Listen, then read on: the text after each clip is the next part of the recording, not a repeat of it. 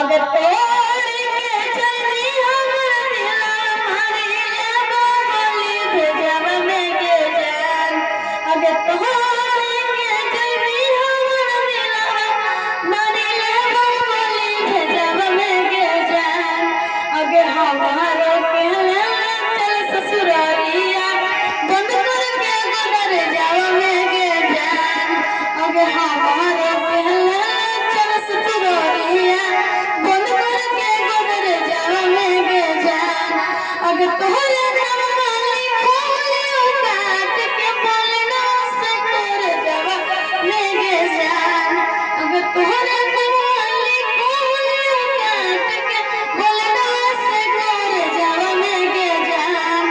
अगर हमारो के चल ससुरारिया बंद करके घर जाव में के जान। अगर हमारो के चल ससुरारिया बंद